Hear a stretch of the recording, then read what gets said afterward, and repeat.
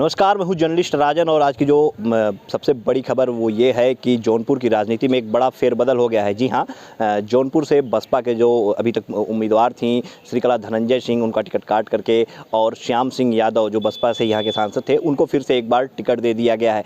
तस्वीर अगर हम आपको दिखाएं तो आप देखिए, ये कार्यालय है श्याम सिंह यादव का, और यहाँ पे अगर दिखाएं तो आप देखिए किस तरह से जो उनके समर्थक हैं वो जुटने लगे हैं। चूँकि आज जौनपुर में नामांकन का आखिरी दिन है, ऐसे में कल से जो एक चर्चा चल रही थी कि धनंजय सिंह की पत्नी श्रीकला सिंह का टिकट कटेगा, लेकिन इन सब के बीच वो जाती हैं और अपने कार्यालय का जो है केंद्रीय कार्यालय का उद्घाटन करती हैं। उसके बाद फिर बसपा के लोग भी वहाँ मौजूद रहते हैं। लोग कहते हैं कि नहीं, किसी तरह का फेरबदल नहीं होगा, कोई टिकट नहीं कटेगा, लेकिन ऐन वक्त रात पे जो है बताया जा रहा है कि धनंजय सिंह वो जो है मना कर देते हैं कि उनकी पत्नी जो है चुनाव नहीं लड़ेंगी, जिसके बाद श्याम सिंह यादव जी को जो है टिकट दिया जाता है और आज वो नामांकन करने जा रहे हैं। क्या कुछ उन्होंने मीडिया से कहा वो हम आपको सुनाएंगे, लेकिन तस्वीरें आपको लगातार हम दिखाएं तो देखिए यहाँ पे चाहे बसपा के जिलाध्यक्ष हों, चाहे बसपा के लोग हों, चाहे कोऑर्डिनेटर हों, या फिर वर्तमान जो सांसद रहे हैं श्याम सिंह यादव, सब लोग मौजूद हैं और एक तैयारी चल रही है यहाँ पे नामांकन करने की। और कहीं ना कहीं धनंजय सिंह के जो चाहने वाले, जो उनके समर्थक थे, उनके लिए एक मायूसी भरी खबर है कि श्रीकला धनंजय सिंह जो है बसपा के चुनाव नहीं लड़ रही हैं। क्या वो निर्दल नामांकन करेंगी, चुनाव लड़ेंगी या नहीं लड़ेंगी, ये भविष्य के गर्भ में है। लेकिन साफ तौर पर जो ट्वीट हुआ है वो ये कहा गया है ट्वीट में कि धनंजय सिंह अपनी पत्नी को चुनाव नहीं लड़ाना चाहते, उनकी पत्नी चुनाव नहीं लड़ना चाहती हैं, जिसके बाद जो है ये बड़ा फेरबदल हुआ है और श्याम सिंह यादव को जो है एक बार फिर से बसपा ने अपना उम्मीदवार बनाया है। आज वो अपना नामांकन करेंगे। और इस मामले में जब हमने श्याम सिंह यादव से बात की तो उन्होंने कहा कि कुछ दिनों पहले एक ज्योतिषी ने उनसे कहा था कि आप जौनपुर के अगले सांसद फिर से आप होंगे, तो वो आश्चर्यचकित थे कि टिकट भी उनको नहीं मिला है, फिर वो सांसद कैसे होंगे। लेकिन रात में जब बताते हैं कि मायावती जी का फ़ोन उनके पास आता है तो कहीं ना कहीं उनको लगता है कि उस ज्योतिष की बात में सच्चाई है। और क्या कुछ कहा श्याम सिंह यादव ने, आइए आपको भी सुनाते हैं। देखिए, इसमें कोई दो राय नहीं है कि मैं खुश नहीं हूँ, और ऐसे नाजुक मोड़ पर, ऐसे क्रूशियल समय पर और ऐसे आखिरी पल पर, क्षण पर अगर किसी को ऐसे के साथ ऐसा होगा तो अच्छा ही महसूस करेगा। और माननीय बहन जी ने जो मुझमें विश्वास जताया है आखिरी क्षण में, वो बहुत सराहनीय है और मैं उनका बहुत आभारी हूँ। और आगे जौनपुर की जनता के साथ कमर कसकर हमेशा खड़ा रहूँगा। अगला कदम आपका क्या होगा? अभी आज क्या करने वाले हैं? किस तरीके से एक नामांकन, क्या प्रक्रिया करने वाले हैं? जो नामांकन में होता है, अभी संभवतः 1 बजे के पहले मेरा वो सिंबल आ जाएगा। 1 बजे का टाइम रखा है, आसपास थोड़ा मोड़ी देर भी हो सकती है। हम बहुत साधारण ढंग से जाएंगे। वैसे तो मेरे को टाइम बहुत कम मिला कि मैं बहुत फौज फाटा जुटाऊं, सैकड़ों 150 गाड़ियाँ, लेकिन अगर टाइम भी होता तो भी मैं नहीं जुटाता, क्योंकि मैं बहुत सरल और बहुत साधारण ढंग से अपने नॉमिनेशन को करना चाहता हूं, और जौनपुर की जनता को इस बात को भी समझना चाहिए। सांसद जी, आप वर्तमान में सांसद थे, फिर आपका टिकट काट करके उन्होंने श्रीकला को दे दिया, क्या कारण रहा होगा? नहीं, मेरा टिकट, इसके पीछे एक बैकग्राउंड है। मैं खुद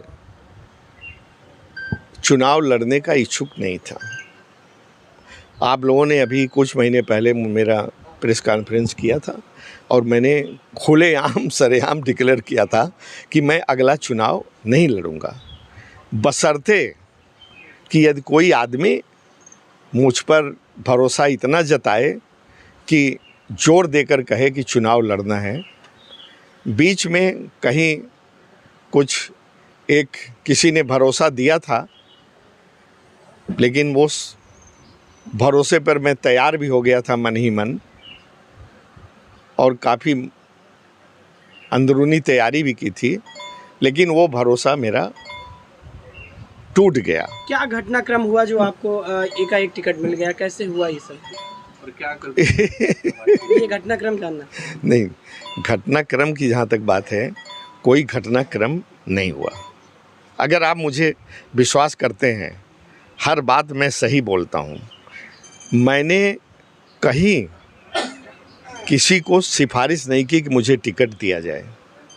आप इस पर विश्वास करें न करें, मैं आज सुबह बाहर निकलने वाला था, बल्कि वरुणा से मेरा रिजर्वेशन था, सुबह चला जाता मैं और लखनऊ से फिर मैं चला जाता बाहर बॉम्बे। लखनऊ में कुछ काम था, लेकिन रात को मैं इसलिए जल्दी सो गया था कि 5 बजे उठ करके ट्रेन पकड़ूं।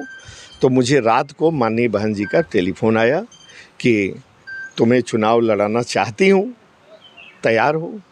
हमने कहा अगर आपका आदेश है तो मैं एकदम तैयार हूँ। और आज मैंने आगे का प्रोग्राम अपना कैंसिल करके, ये बहुत चांस के संयोग की बात है, बहुत चांस की। बसपा को बीजेपी की बी टीम कहते हैं लोग, और ऐन वक्त पे इस तरह से टिकट बदल देना, जिस तरह से धनंजय सिंह आए थे, एक लहर सी लग रही थी कि बीजेपी का वोट कट रहा है। तो आप क्या लगता है, आप भी काट पाएंगे? आप कहते हैं, लोग कहते होंगे, लेकिन मैं तो ऐसा नहीं मानता।